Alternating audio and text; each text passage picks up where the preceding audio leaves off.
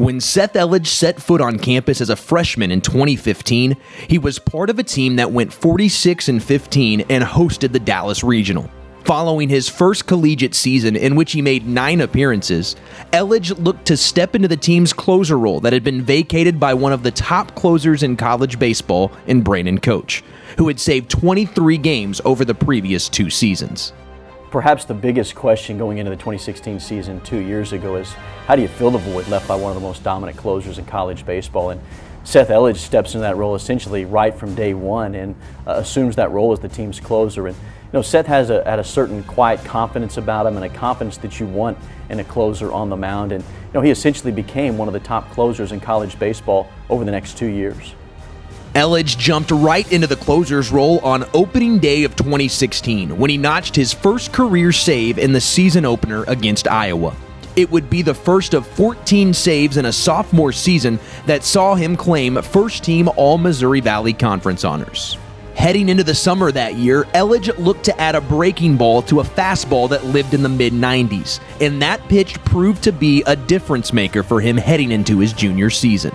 After his sophomore year, he was really one-dimensional. He had a breaking ball to throw, but it wasn't the out pitch. And as the year went on, it developed and got better, but he was having such a great year.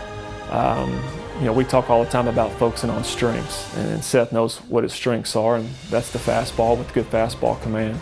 But he went off the Cape, and just like you always tell guys, you want to go off and help them develop and grow and learn some different things, and he did that. He came back with a spiked breaking ball and ran with it, and ended up being a really good pitch for him, for us, inevitably down the stretch there, which helped propel his career.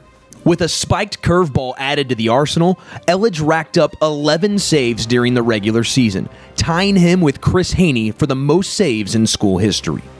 With the Patriots headed to the Missouri Valley Conference Tournament at Hammonds Field in Springfield, Missouri, Elledge would get his shot to etch his name into DBU baseball history.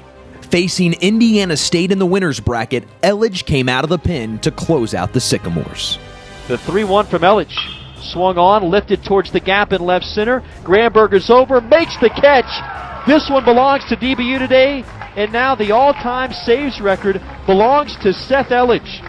It's his 26th career save, and the Patriots win today by a final score of 6-2. It was one of Elledge's most dominant performances in his career as a Patriot, as the junior closer worked 2 2/3 innings of shutout relief without allowing a hit and striking out 4. It was a game in which Jordan had started, giving us 7 good innings. We went ahead and went to Seth there. We felt like the game was on the line. Their lineup had turned over and had a couple of all-conference guys coming up. So Heath and I, we felt like we got to get it right here. And who better yet to give it to than Seth? He's done a really good job for us over the career, and he came in and was as good as he's ever been. I know he faced 10 hitters. Retired 9 of 10. I think he walked 1, and that was really it. Fastball strike, breaking ball strike. That was a big day for him, obviously for the program, but for him to get the record in the conference tournament when we had to have him, I'll never forget that. Elledge would cap off his career with one more save against Central Connecticut State at the Fort Worth Regional, giving him 27 saves over his 3-year career, and it's Elledge's record-breaking career that ranks number 5 on DBU Baseball's top 10 moments of 2017.